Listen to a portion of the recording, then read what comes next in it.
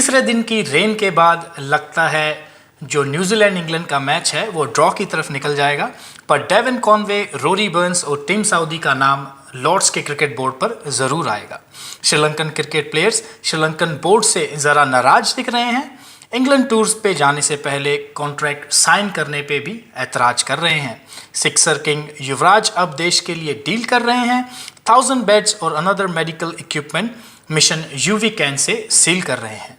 लोगों की मदद करो और कोरोना से लड़ाई लड़ते रहो। और क्रिकेट की बाकी अपडेट के लिए हमारे चैनल को सब्सक्राइब करो और शेयर करो, शेयर भी करो। तो आप सबका स्वागत करते हैं। नमस्ते दोस्तों, स्वागत करते हैं हम आपके अपने शो में जिसका नाम है क्रिकेट पिल्स। और उम्मीद करते हैं कि आप इस दुनिया के किसी भी कोने में होंगे, अच्छे होंगे, स्वस्थ होंगे और अपना और अपने परिवार वालों का ध्यान रख रहे होंगे। तो कुछ बातें हैं आज इस शो में करने वाली। सबसे पहले तो हम ऑब्वियसली बात करेंगे न्यूजीलैंड और इंग्लैंड के मैच के ऊपर, जो चौथा दिन जिस तरीके का गया है और कितने आसार हैं रिजल्ट आने के, कितने आसार हैं ड्रॉ होने के। दूसरा, जो श्रीलंकन क्रिकेट प्लेयर्स हैं उन्होंने अपने बोर्ड के साथ में एक जंग सी छेड़ ली है, उस जंग के बारे में भी बात करेंगे। और पीएसएल के बारे में भी बात करेंगे। 2-3 स्टेटमेंट्स दी हैं कुछ लेजेंडरी क्रिकेटर्स ने, उसके बारे में भी बात करेंगे। तो दांगर साहब जोया जी, कैसे हैं आपके हाल? बहुत बढ़िया, हाल बढ़िया है। छुट्टी मनाई जा रही है, लॉकडाउन का एंजॉय किया जा रहा है। लॉकडाउन को पूरा एंजॉय किया जा रहा है। घर पे बैठ कर खाया जा रहा है, पिया जा रहा है, मैच भागा देखे जा जा रहा रहे है कि हैं। नहीं भागा जा रहा है? अभी रन करके आया था। अभी रन करके आए हैं, तो देख लीजिए दांगड़ साहब मेहनत मार रहे हैं, पूरी रन करके आए हैं। तो आप भी जो भी घरों में हैं अपने मास्क पहन के भागने के लिए जरूर जा सकते हैं। तो कल जो मैच रहा, कल का जो दिन रहा, क्या कहना चाहेंगे उसके बारे में? जो टिम साउथी ने जो बॉल की है, क्या कहना है आपका? टिम साउदी की कल जो बॉलिंग हुई है, मैं उससे बहुत इम्प्रेसिव हूँ। आई रिमेंबर टिम साउदी जब वो आए थे स्पाइकी हेयर कट के साथ में आए थे, तब भी बॉल को स्विंग करते थे और एक डिसेंट पेस के साथ में बॉल करते थे। और आज भी वो बॉल को स्विंग कर रहे हैं और एक डिसेंट पेस के साथ में 130 के आसपास वो रखते हैं, 130, 34, 35 के पास। और मैं काफ़ी इम्प्रेस हूँ काइल जेमिसन से भी, जिस हिसाब से काइल जेमिसन ने बॉलिंग करी है, ओली रॉबिन्सन ने बॉलिंग करी है, बहुत ही शानदार। इन दोनों बॉलर्स का, इधर से तीनों बॉलर्स का इनफैक्ट जेमिसन और जेमिसन और ओली रॉबिन्सन और उधर से टिम साउदी भी, इन सब ने अच्छी बॉलिंग करी है। आपको कैसी लगी है इन तीनों की बॉलिंग? आपके विचार में क्या है? क्योंकि ओली रॉबिन्सन ने बैट से भी अच्छा किया है, 42 रन किए हैं कल। 42 रन 100 बॉल्स के ऊपर। अच्छा, जो एक टीम उस समय के ऊपर विकेट रोकनी थी और साथ साथ रन भी करके दिए हैं। ऐसा नहीं कि की विकेट भी एक विकेट रोकते हैं, जो हमें पता है कि 10-15 रन किए, 100 बॉल खेल ली, पर वो 42 रन भी करके गए साथ साथ में, जिसको इंग्लैंड की पुश की थोड़ी बहुत जरूरत भी थी। क्योंकि अदरवाइज सपोज दैट अगर वो करते 10-15 रन ही, तो लीड थोड़ी और ज्यादा होती फिर। हाँ, लीड और ज्यादा हो जाती और थोड़ा प्रेशर आ जाता है उस बात पे ना फिर टीम के ऊपर। तो आपको थोड़ा सा संक्षिप्त में स्कोर बता देते हैं। कल पहली इनिंग में 378 रन्स किए थे न्यूजीलैंड ने, उसके जवाब में इंग्लैंड ने 275 रन्स किए। दूसरी पारी में फिर से वापस जब न्यूजीलैंड बैटिंग करने के लिए आता है तो दोनों विकेट जल्दी गिर जाते हैं।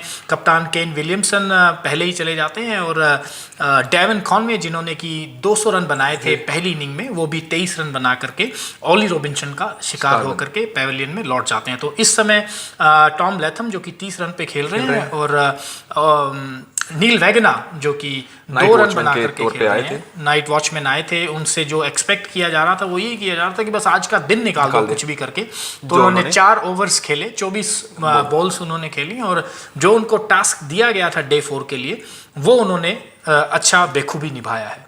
तो डांगर साहब, आपको क्या लग रहा है कि कोई इत्तू सा भी है कि नतीजा आ सकता है कल के? नतीजा आने का कोई है ही नहीं, कोई चांस आसार नहीं है नतीजा आने का। नॉट इवन 1% वहाँ पे है कोई चांस। 1% भी चांस आ जाए, क्योंकि डे 5 है, आज मैच स्टार्ट हो जाएगा हमारे यहाँ पे, तो क्योंकि रात को मैच स्टार्ट हो जाएगा, आज इंडिया में स्टार्ट शुरू होने वाला है। सो दोनों टीमें को आउट करना पड़ेगा, क्योंकि न्यूजीलैंड को पहले तो रन इतने बनाने पड़ेंगे ताकि उनको बैटिंग के लिए बुला सकें, बिल्कुल, एंड देन फिर उनको आउट भी करना है, बिल्कुल, जिसमें बहुत बड़े बड़े प्लेयर हैं जो रूट हैं। अभी जो लीड है वो 165 रन्स की है, तो मुझे लगता है कि एटलीस्ट एक सेशन तो 1.5 सेशन खेलेगा न्यूजीलैंड। देखो बिल्कुल ऐसा नहीं कर सकता कि कि 200 रन किए और उनको दे दिए, अगर 200 रन किए तो फिर उनके लिए भी खतरा है। बिल्कुल, तो अभी जो लीड है वो 165 रन्स की है, तो ऐसा लगता है, मुझे ऐसा लगता है कि अगर पहला जैसा जो सेशन होता है वो 30-32 ओवर का सेशन होगा, उस 30-32 ओवर के सेशन में अगर जो न्यूजीलैंड है वो ताबड़तोड़ बैटिंग करता है और somehow manages to score 150 runs in that first session, जो कि क्योंकि एक्सटेंडेड डे होगा, ये डे 5 है, 98 ओवर्स करवाए जाएंगे इस डे 5 में, तो ऑब्वियसली जो पहला सेशन है वो कम से कम 30 ओवर्स का होगा, नॉर्मली 26-27 का होता है, तो 30-32 का भी हो सकता है, 30-32 का होगा। तो उस 30-32 में अगर 150 रन स्कोर करते हैं न्यूजीलैंड के प्लेयर, तो जो लीड है वो 300-320 के पास आ जाती है, तो अब वहां से आप मैच नहीं हार सकते हैं। 320 रन 300 रन 2 सेशन में बनाने मुश्किल है, तो वहां से आप मैच नहीं हार सकते हैं, पर डे 5 की जो पिच है अगर वो अपना रूप ले लेती है तो 2 सेशनों में मैच जीता जरूर जा सकता है, ऐसा थोड़ा सा मुझे लगता है, क्योंकि आई स्टिल रिमेंबर जब इंडियन क्रिकेट टीम को एक ऐसा बैड सेशन चढ़ा था जब वो 34-35 रन के ऊपर उसी सेशन में ही आउट हो गए थे, तो ऐसा एक अगर सेशन आ जाए, 2 सेशन ऐसे आते हैं, तो हो सकता है कि जो न्यूजीलैंड टीम है वो बाजी मार जाए, बट जैसा कि वाइस वर्सा अगर न्यूजीलैंड भी कोलैप्स हो जाता है फर्स्ट सेशन में, देन न्यूजीलैंड भी अंडर प्रेशर आ सकता है। हाँ, अगर न्यूजीलैंड कोलैप्स हो जाता है पहले सेशन, ऑलरेडी 2 विकेट जा चुके हैं, कॉनवे जा चुके हैं, विलियमसन जा चुके हैं, जो बड़े 2 खिलाड़ी हैं कॉनवे और विलियमसन, क्योंकि आगे आने वाले सिर्फ रोज टेलर हैं, बैटलिंग है, और फिर तो ग्रैंड होम है, वो है प्लेयर है, तो काइल जेमिसन है, टीम साउदी है, अगर मतलब कि कोलैप्स हुआ तो है, बैटिंग लाइनअप है, लेकिन अगर कोलैप्स हुआ फिर न्यूजीलैंड भी खतरे में आ सकता है। बिल्कुल, अगर कोलैप्स के ऊपर तो खैर आ ही कुछ नहीं कर सकते, बिल्कुल कोलैप्स का कुछ नहीं। इंग्लैंड के पास चांस रहेगा कि कि जैसे इंडिया ने किया था ऑस्ट्रेलिया में, गाबा में, let's go for the chase then. पर अगर ये तो कोलैप्स के ऊपर डिपेंड करता है, केस सिनेरियो होगा अगर कोलैप्स हो जाता है, एक ही सेशन में कोलैप्स हो जाता है, कोई दो राय नहीं है, बट कम होते हैं ऐसे जो कोलैप्सेस हैं वो ऐसे कम होते हैं, बट हाँ 2 सेशन जिसके पास में होंगे उसके लिए 2 छोटे कोलैप्स हो जाए तो मैच जीता जा सकता है। लेकिन न्यूजीलैंड को बैक ऑफ द माइंड ये भी रहेगी ना, अगर वो रन बना जाते हैं, आप जैसे बोल रहे हैं 150, मतलब 5 की स्ट्राइक रेट से आप बोल रहे हो कि उनको एवरी सिंगल ओवर 5 रन चाहिए, अगर 30 ओवर्स होते हैं तो भी, तो चांसेस ज़्यादा हो जाते हैं विकेट आने के, विकेट लूज करने के, क्योंकि आपको शॉट्स के लिए जाना पड़ता है, और अभी बॉल कर रही है मूवमेंट, और ये करती रहेगी। स्टार्टिंग का सेशन होगा, स्टार्टिंग के 10-15 ओवर तो हैवी रहेंगे। मुझे ऐसा भी लगता है कि जो आजकल प्लेयर्स हैं वो T20 खेलते हैं, किसी भी सिचुएशंस में रन्स बनाना जानते हैं, तो हो सकता है कि जो ये रॉस टेलर हैं, इवन की जो अभी खेल करके आ रहे हैं, काइल जेमिसन T20 खेल के आ रहे हैं, तो हाँ थोड़ा सा सिचुएशन को अडेप्ट करके ही रन बनाने होते हैं, पर अगर 4 की रन रेट से भी रन बनाते हैं तो एक अच्छा 280-300 के आसपास स्कोर बन जाएगा, 270, 265, 260, और 260 रन भी एक 2 सेशंस में बनाना इज नॉट इजी। 250 भी एक सेशन 2 सेशंस में बनाना कभी भी इजी नहीं है, क्योंकि आप देखें कि पहले दिन में जो न्यूजीलैंड ने स्कोर किया था वो 240 ऑड किया था पूरे दिन में, और दूसरे दिन में जब इंग्लैंड ने स्कोर किया था वो भी 240 ऑड किया था, तो इट मीन्स कि it's not easy to score 250 plus run in 2 sessions. So मेरी थोड़ी सी जो कैलकुलेशन है वो इस तरफ जाती है कि इधर ये मैच ड्रा होगा और New Zealand might have an edge on the match, little bit, ज़्यादा नहीं, पर न्यूजीलैंड के लिए भी 150 करना फिर मुश्किल ही हो जाएगा, जिस हिसाब से आप अगर 130 भी 120 110 भी कर देते हैं, हाँ, जैसा 250 रन की प्लस की 100 प्लस 300 से तो ऐसा हो जाएगा ना कि मैच हार नहीं सकते 250 के आसपास की जो लीड है वो भी मैच जिता सकती है। 100 प्लस बोल रहे हो आप, क्योंकि 165 पे अभी वो लीड पे खेल रहे हैं, अगर 30 ओवर्स में 100 प्लस कर देते हैं, 30 ओवर्स में वो 100 रन भी बना देते हैं, 120 के आसपास, मुझे लगता है कि वो जीत जाएंगे। अगर नहीं जीत जाएंगे तो एक अच्छी पोजीशन में अपने आप को सिक्योर कर लेंगे। देन फिर उनको इनविटेशन देना पड़ेगा, आओ खेलो, और अगर जीत सकते हो जीतो। बिल्कुल, अपने आप को सेव करो अगर कर सकते हो तो, हम तो विकेट के लिए जाएंगे। बिल्कुल। उसके बाद में जो ट्रेंट बोल्ट हैं वो पहुंच चुके हैं इंग्लैंड। वो 2 मैचों में खेल नहीं रहे थे क्योंकि अपने आप को फ्रेश रखना चाहते थे। जो इंग्लैंड न्यूजीलैंड और इंडिया का WTC का टेस्ट का फाइनल है उसके लिए अपने आप को फ्रेश रखना चाहते थे, इसलिए वो थोड़ा सा लेट अराइव हुए हैं, बट अराइव होकर के टीम के साथ में ज़रूर जुड़ गए हैं। तो this is a good thing कि वो अब अपना जो एक्सपीरियंस है वो आगे आने वाले मैचेस में भी, नेक्स्ट जो मैच है इंग्लैंड के खिलाफ उसमें भी अपना एक्सपीरियंस शेयर कर सकते हैं अपने साथी बॉलर्स के साथ में। और जो साउथहैम्पटन में हमारा जो फाइनल होने वाला है, WTC का फाइनल है, मैं कुछ देख रहा था रिकॉर्ड्स इंडिया के, क्योंकि वहाँ पे मोइन अली ने लास्ट टाइम पहली इनिंग में 5 विकेट्स, दूसरी इनिंग में 4 विकेट लिए हैं। तो मोइन अली हो सकते हैं फिंगर स्पिनर जो काम कर रहा है वहाँ पे, और इंडिया के पास में फिंगर स्पिनर है ही नहीं। एक अश्विन ही है, मतलब सॉरी रिस्ट स्पिनर, क्योंकि अश्विन भी अपना फिंगर स्पिनर है, जडेजा भी फिंगर स्पिनर है, दोनों फिंगर स्पिनर ही है। तो ठीक है, finger spinners can do the job for Indian cricket team. Last time Ashwin को ज्यादा सफलताएं नहीं मिली थी, वहाँ पे ज्यादा विकेट्स नहीं मिली थी। अश्विन को जैसे कहा जाता है कि ओवरसीज में इतनी ज्यादा विकेटें नहीं मिलती है, बट अश्विन ने प्रूव किया है ऑस्ट्रेलियन दौरे के ऊपर जाकर के, जिस तरीके से उन्होंने विकेट निकाली है, जिस तरीके से उन्होंने प्लान किए हैं अपने विकेट को, इवन दो तो वो दिखते हैं थोड़े से ज्यादा एक्सपीरियंस। जब हम 2014 में भी गए थे वहाँ पे भी मोइन अली ने 7 विकेट निकाली थी। मोइन अली ने इंग्लैंड के 8 विकेट अगेन उस समय के ऊपर एक्चुअली मोइन अली का थोड़ा टाइम भी चल रहा था। वो बैट से आते थे तो क्विक चासा भी मार के चले जाते थे, शतक भी मार देते थे। जो हम कल बात कर रहे थे, लोअर हमें थे। बहुत परेशान कर रहा था क्योंकि नियर अबाउट 40 रन उन्होंने वहाँ पे किए थे और 5 विकेटें निकाली थी। साथ साथ सैम करन ने 78 समथिंग वहाँ पे किए थे 2018 में, तो वो ट्रबल कर रहा था। अब देखना होगा कि मोइन अली अब अपनी फॉर्म को कंटिन्यू कर पाते हैं, कि जो कि हालांकि ऐसे आउट ऑफ द ब्लू वाली फॉर्म में वो नहीं है, इतनी तगड़ी फॉर्म में नहीं है, बट थोड़े बहुत उन्होंने रन्स किए हैं। जैसे आईपीएल में हमने देखा रन्स के लिए तो आई थिंक वो थोड़े बहुत किए हैं, पर जैसे लास्ट मैच में भी आप देखें इंग्लैंड और इंडिया के खिलाफ उन्होंने 30-40 मारे थे, छक्के मारे थे, पर 5 छक्के मार करके स्पिनर्स को उन्होंने अपना स्कोर 50 के 40 पे कर लिया। मैं फाइनल के प्रोस्पेक्टिव से बात कर रहा हूँ क्योंकि वहाँ पे फिंगर स्पिनर काम करेंगे। बिल्कुल, फिंगर स्पिनर्स काम कर सकते हैं। अब मोइन अली विकेट्स भी नहीं ले पा रहे। प्रॉब्लम ये है कि अभी जो बॉल मोइन अली की 2014-2017 में घूम रही थी, वो अभी नहीं घूम रही है, ज्यादा नहीं हो रही है क्योंकि with the time I don't know what's happened, कुछ वो तो हो जाएगा। बट ये इंटरनेशनल प्रोफेशनल प्लेयर्स हैं, कभी भी फॉर्म में वापस आ सकते हैं। जिस तरीके से स्टीवन स्मिथ ने कमबैक किया था, आते ही एक दोहरा शतक जड़ दिया था, फिर अगले मैच में फिर शतक जड़ दिया था। तो you never know with these international players की वो किस माइंडसेट के साथ में आते हैं। यस, ये बात है। उसके अगर हम आगे चलते हैं तो जो MSK प्रसाद हैं उन्होंने भी एक बयान दिया है कि जो श्रीलंकन दौरा होगा वो श्रीलंकन, आई डोंट नो कि होगा कि नहीं, क्योंकि अभी थोड़ा सा वाद विवाद चल रहा है, चल रही है उनके बोर्ड में, थोड़े वाद विवाद चल पड़े हैं because of the contract money. बिल्कुल।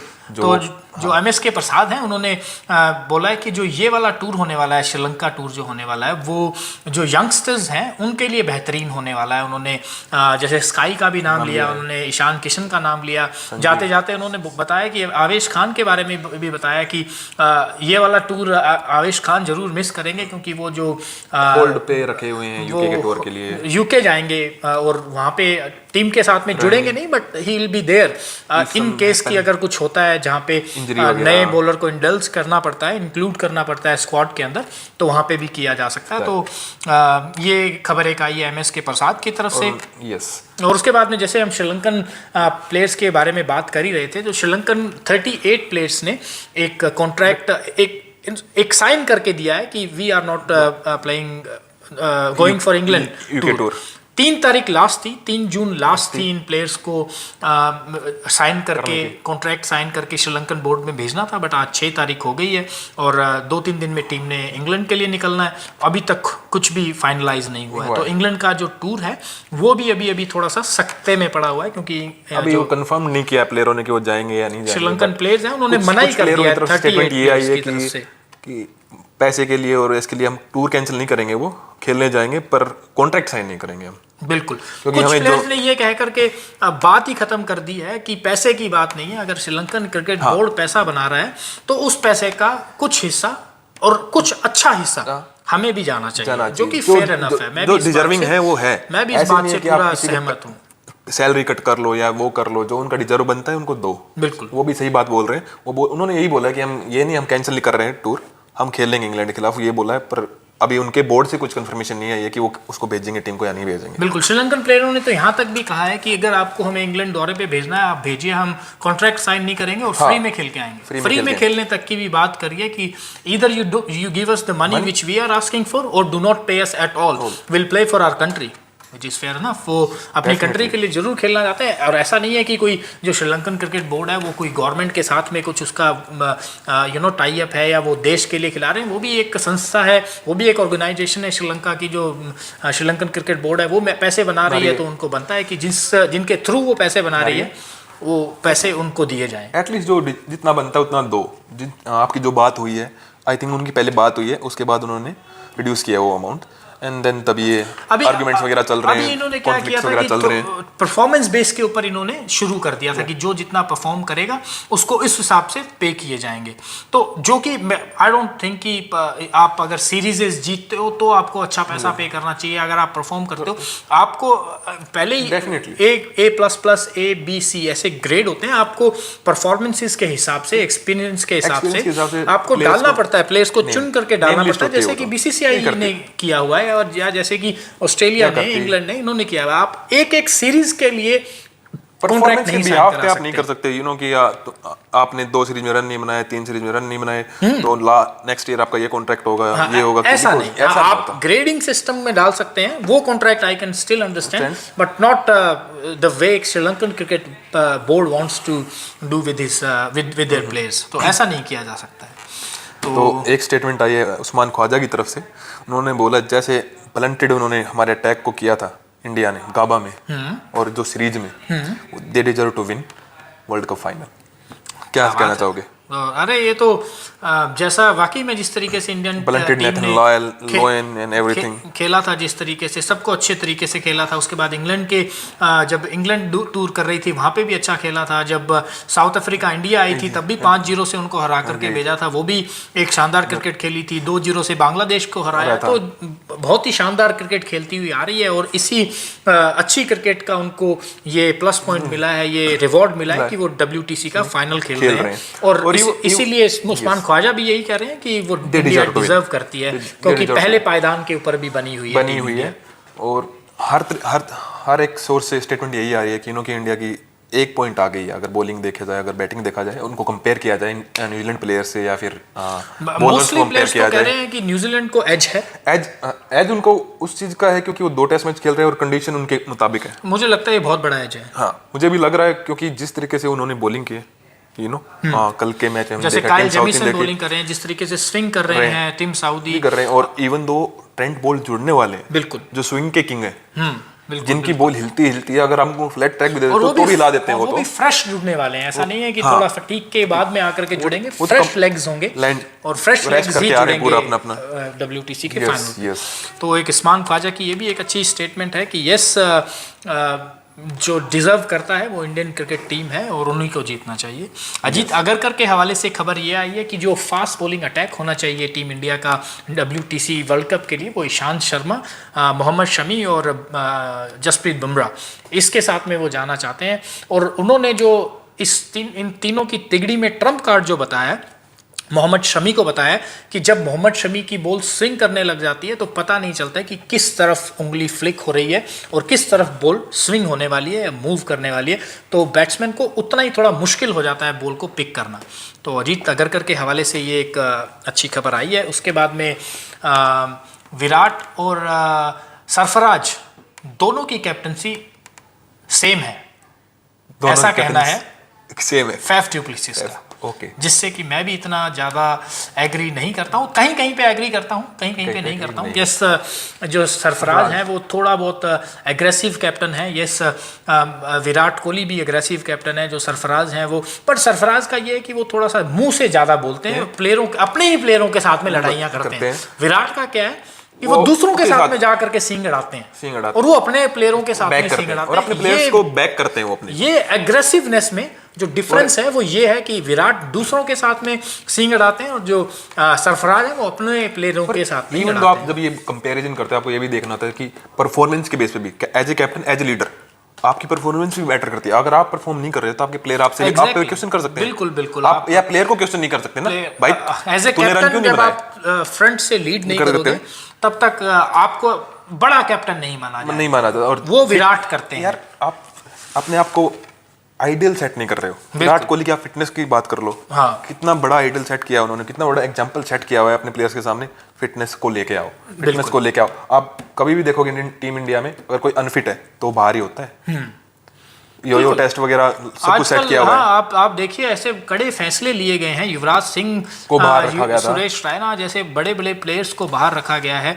और ऐसे कितने ही प्लेयर्स हैं जो कि फिटनेस के चलते बाहर रहे हैं। सरफराज खान एक बड़ा नाम थे जो कि आरसीबी के लिए लंबे समय तक खेले भी। वो बच्चे जो सरफराज खान ने अभी हाल ही में काफी रनों का अंबार भी लगाया था, बट वो सिर्फ इसीलिए इंडियन टीम का हिस्सा नहीं बन सके because he had a lot of weight. Even though अभी पीछे हमने जब बात कर रहे थे ऋषभ पंत पे भी क्वेश्चन किए जा रहे थे बिकॉज उन्होंने कुछ वेट गेन कर लिया था। आई थिंक उन्होंने वेट लूज किया है। रोहित शर्मा पे क्वेश्चन किए गए क्योंकि उन पे वेट गेन किया था उन्होंने 5-7 किलो। आपके पास में इतना बड़ा स्किल है जो रोहित शर्मा के पास में है, रोहित शर्मा के साथ में 19-21 आप चले भी जाएंगे, जाते हैं, इंडिया जाती है, बट आपको फिर रोहित शर्मा जैसा बड़ा नाम होना पड़ेगा। अगर आपका वो नाम है तो आपके साथ में रियायत बरती जा सकती है।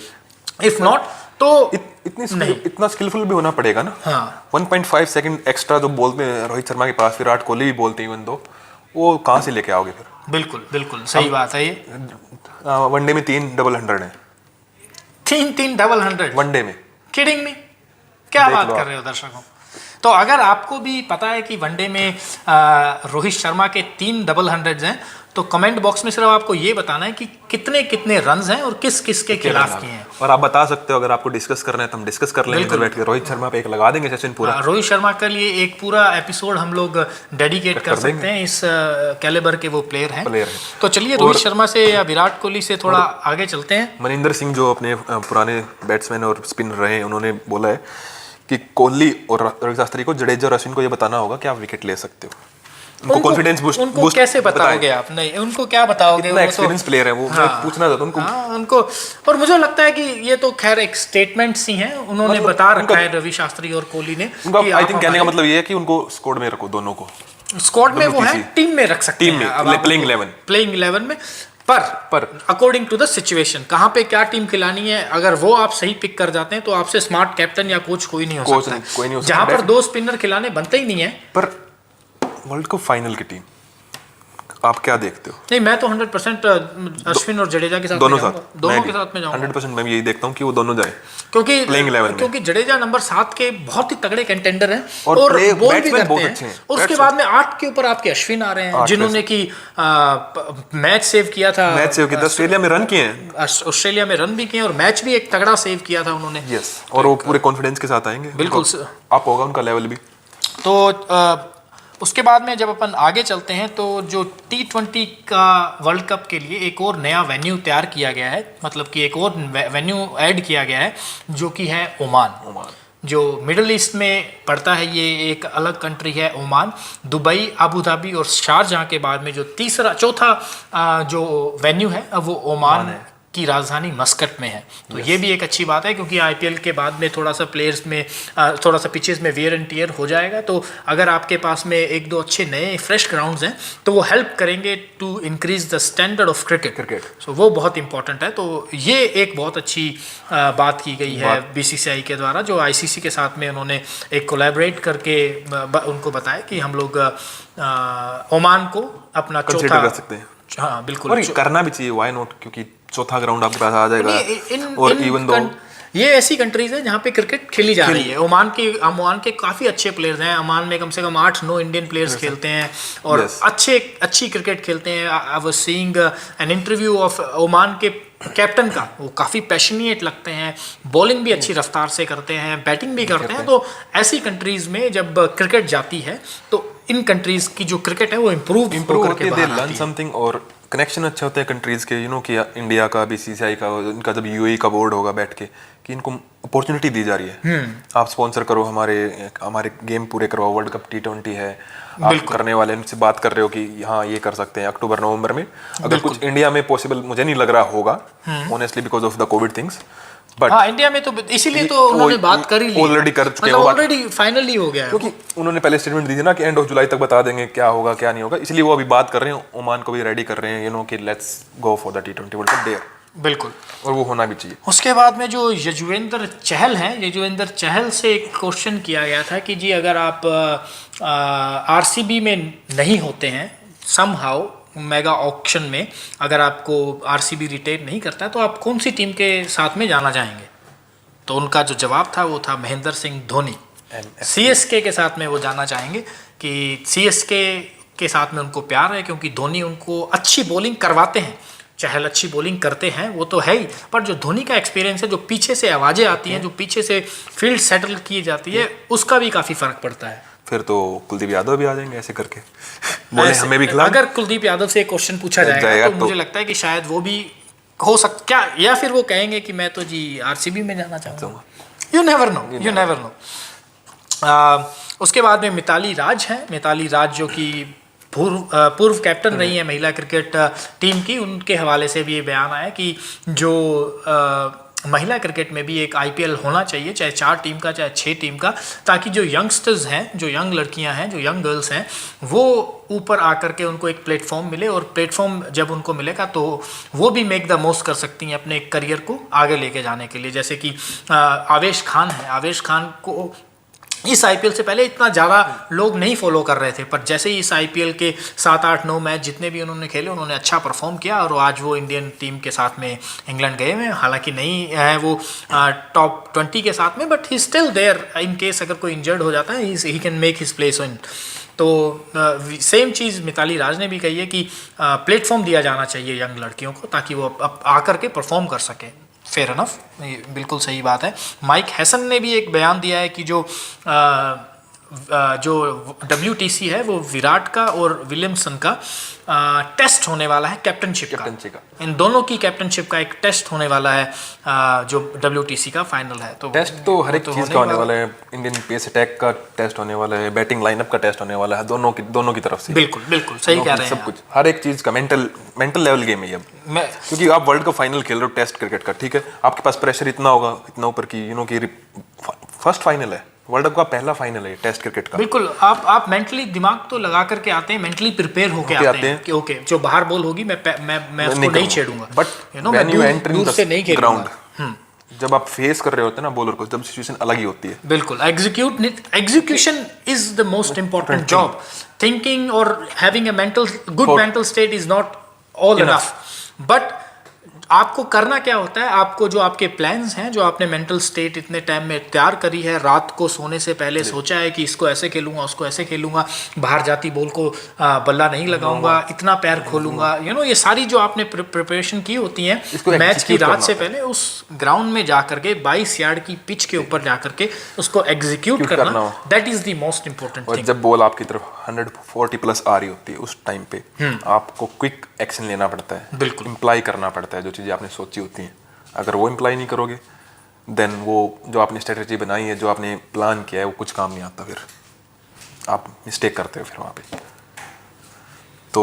तो ये साहब, any update, any other update? मेरी तरफ से दांगड़ साहब खत्म हो चुके हैं सारी खबरें, और मुझे लगता है कि हमने सभी टॉपिक्स के ऊपर इधर उधर बात कर ली है, और श्रीलंकन टीम के ऊपर भी बात हो गई है, न्यूजीलैंड इंग्लैंड के ऊपर भी बात हो गई है, जो कुछ प्लेयर्स ने स्टेटमेंट्स दिए हैं उसके ऊपर भी बात हो गई है। तो प्रीटी मच सभी टॉपिक्स हम रोज अपनी इस चैट के अंदर कवर कर लेते हैं, और दर्शकों को भी ये पता है, माफी दे देना। अगर आपको लगता है कि कोई टॉपिक नहीं हुआ है तो आप कमेंट डाउन बिलो करके हमें बता सकते हैं कि ये टॉपिक के ऊपर हम लोग बात करना भूल गए हैं, but we can when we are coming next, जब हम अगले दिन आएंगे पिक करेंगे और उसके ऊपर बात करेंगे।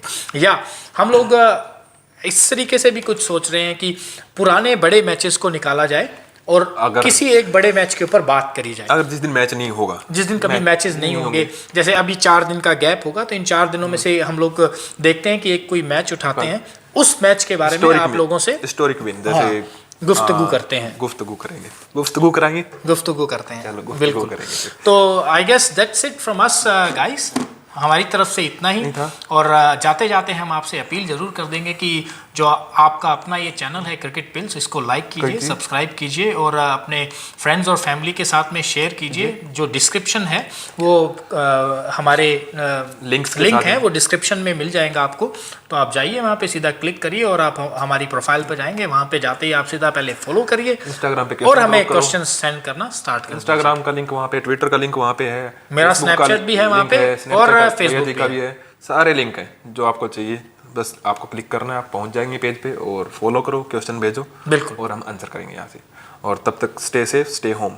चलिए विदा लेते हैं अब आपसे और मिलते हैं कल। देखते हैं कि क्या किया है इंग्लैंड ने, क्या किया है न्यूजीलैंड ने, इस सब की जो डिस्कशन है वो कल करेंगे।